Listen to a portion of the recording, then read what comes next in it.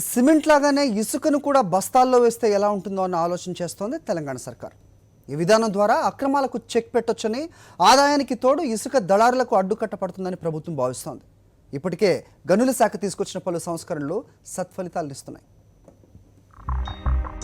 అక్రమాలకు చిరునామాగా మారిన ఇసుక తవ్వకాలకు సంబంధించి తెలంగాణ ప్రభుత్వం సంస్కరణలను వేగంగా అమల్లోకి తెస్తోంది. ఇప్పటికే ఖనిజాభివృద్ధి సంస్థ ద్వారానే ఇసుక తవ్వకాలు చేస్తూ నిర్ణీత ధరకు విక్రయిస్తున్న సర్కారు అక్రమ తవ్వకాలకు చెక్ పెడుతూ విధానపర నిర్ణయాలు తీసుకోవడంతో పాటు పర్యవేక్షణను పటిష్టం చేసింది. ఇసుక విధానంలో చేపట్టిన ఈ సంస్కరణలు మంచి ఫలితాలిస్తున్నాయంటున్నారు అధికారులు.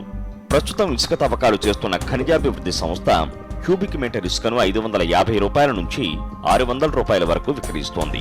హైదరాబాద్ లో క్యూబిక్ మీటర్ ఇసుక 1500 నుంచి 1600 రూపాయల వరకు లభిస్తోంది. గతంలో ఈ ధర 18 నుంచి 2000 వరకు ఉండేదని, ప్రభుత్వ నిర్ణయం వల్ల 2 నుంచి 300 రూపాయల మేర ధర తగ్గిందని అధికారులు అంటున్నారు. దీనివల్ల ప్రభుత్వ ఖజానాకు 7 ఆదాయం భారీగా పెరిగింది. దీంతో మరిన్ని సంస్కరణలను అమలు చేసేందుకు గనుల శాఖ సిద్ధమవుతోంది. బస్తాల్లో ఇసుకను సరఫరా చేసేందుకు రంగం సిద్ధం చేస్తోంది. తద్వారా పూర్తి లోడు కొనకుండా అవసరమైన మేరకు మాత్రమే బస్తాల రూపంలో నాణ్యమైన ఇసుకను అందుబాటులోకి తేవచ్చన్నది అధికారుల ఆలోచన. ఈ విధానం అమల్లోకి వస్తే ప్రజలకు మరింత లబ్ధి చేకూరుతుందని చెబుతున్నారు.